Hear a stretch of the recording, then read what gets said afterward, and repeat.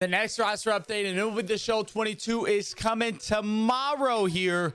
It's coming out a day early, so you better be prepared for that. Drop it on Thursday this go around as opposed to Friday. Got the long holiday weekend, I assume, is the reasoning for that. So roster update coming out tomorrow. Let's go over my 6 locks to get upgraded here in this next roster update. Of course, there's never such a thing as a lock, and it will be the show. We've seen many guys be deserving and not get that upgrade. Don't take it as 100% truth, but we are 11 for 12 on our locks so far this year. So off to a really hot start with another 6 coming at you today.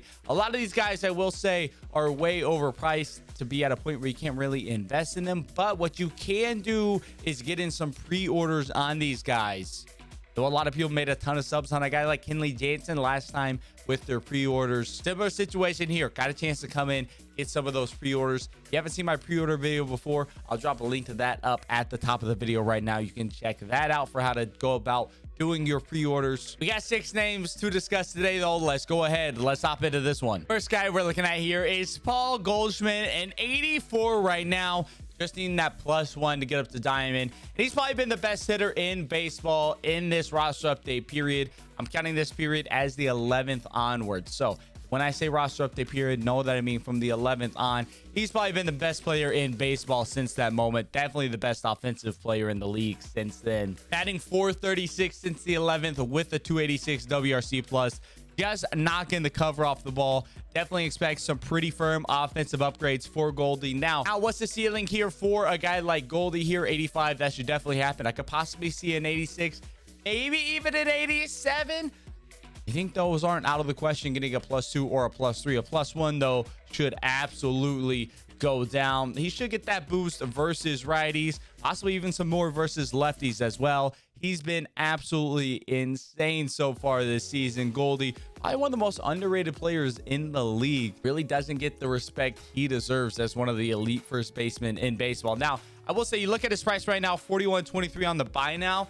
If you have Goldie and you've invested in him, please sell him at 4,123 stubs, because the chances are always there something crazy happens. He doesn't get upgraded. Even if he goes to an 85, he's well above 85 quick sell right now. He's priced out at like an 86, 87 overall right now. Wherever he goes to, he'll probably get down the quick sell. The hype on him is insane. So if you have Goldie, if you invested in him, sell at 41.23. Take your profit. You're only going to lose stubs by holding on to him to go diamond. He goes 85. He's going to then go down to like 3,500 stubs or so. So take that profit on him. Just a quick aside there. But Goldie, lock number 1. Keeping it here in the NL first baseman category. Lock number 2 is CJ Cron.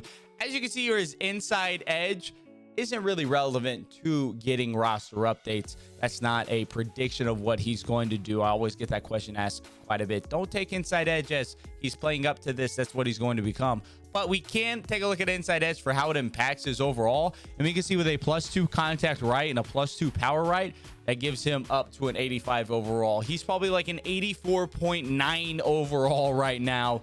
An 85 should happen. He's still been hitting for average this update, which is huge. 70 contact right, 84 contact left. He should get some pretty solid boost to his contacts ratings right there. Without close to 85 already, I would not throw an 86 out of the question at all this go around here for CJ Cron. Hitting 320 in the update period. Now, I will say the power hasn't been as prominent so far in this update period, so I wouldn't expect him to get too much of a knock there on his power versus right and left, but it is technically possible. He has just been hitting a little bit more for average, a little bit less for power in this update period, but you still look at the season as a whole, still hitting for power really well, so that should outweigh just what's happened here in the last couple weeks. Cron should get some solid contact upgrades, get him up to that diamond tier. 32.95 on the buy and sell now. Pretty close to an opportunity where if I had Cron, I would just be looking at selling him where he's at, but should be a really good guy to get some pre-orders in on, maybe around that 2,000, 1,500 stub range.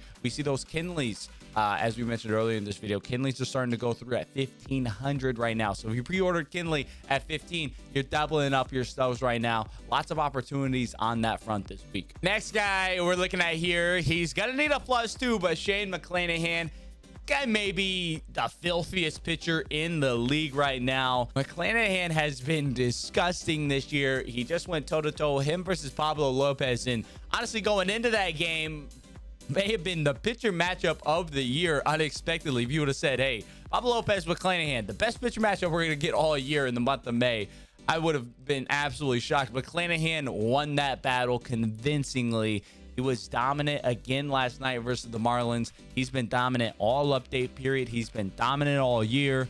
A +2, I think, should happen here for McClanahan. Obviously, got to take a little bit more to get that +2, but just the way he's been pitching, he has a lot of room to grow on his per 9 still. In this update period, over 3 starts, he's got 20 innings pitched, only 11 hits given up, so not too bad there. Just 1 walk with that 70 walks per 9 rating. That is huge for him. And 27 strikeouts over 20 innings. He's just been dominant. Simple as that. Quick look at his price. A little bit under. $27.69 on the buy, $26.08 on the sell. You're definitely not buying him at 2,600 stubs, but probably makes him a little bit more of an attractive pre-order target.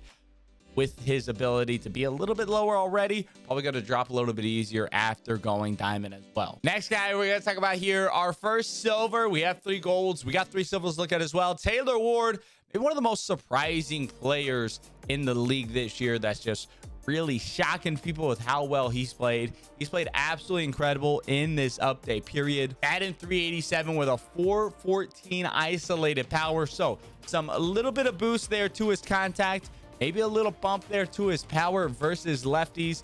That should get him up into that gold range. Now, I will say one thing about Taylor Ward. With 59 fielding, 62 arm, 62 accuracy, 59 reaction, his ceiling in terms of what overall he can be is capped pretty significantly. Does play in right field, which isn't the most offensive position out there. We see a guy like Yordan Alvarez being a corner outfielder and getting that diamond tier, but 59 fielding is going to hold him back. If he had better fielding right now, he'd already be well into being a gold. So I think a long-term diamond potential is unlikely here for Taylor Ward, but we could get some fielding updates at some point later on in the season that do change that.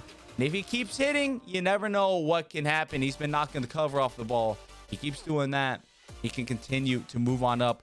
Pretty pricey right now.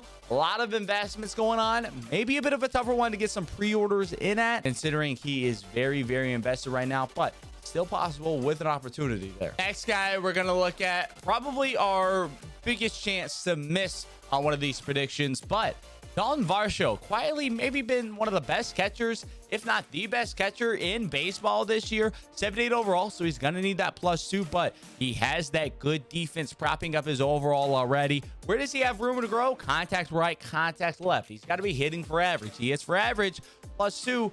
That can happen very, very easily. So we take a look at what he's been hitting for in this update period. We can see he's batting .291 in this update period. Now, of course, that doesn't break it down to his splits versus left and right, but with how low his contact rating is on both sides, his splits aren't as important because they're both pretty even. .291, he's clearly hitting the ball well. We should see a bump in his contact rating. That could easily get him a +2 into that gold tier. Best of all, his price $310 on the sell now, so he's still under what a gold quick sells for at 80. So still not really investable, but a really big opportunity to come in and get some pre-orders in on him, as if he goes golds, those orders are going to fill up very, very quick. You're going to see a lot of orders in right now, but still not near as many as we're seeing on a lot of the other guys that we talked about today. Probably the least invested player that we're going to mention today here is Dioner Navarro. And he's been crushing the ball, hitting it really well. Quietly a part of that Diamondbacks team that somehow just keeps winning ball games here and there. Marshall's been a big part of that. I see him get a +2 this Thursday. Last guy we're going to mention here, Trevor Story. Had to talk about him here in this video. He's going to get the +2. He's going to go gold. He's going to get the offensive boost.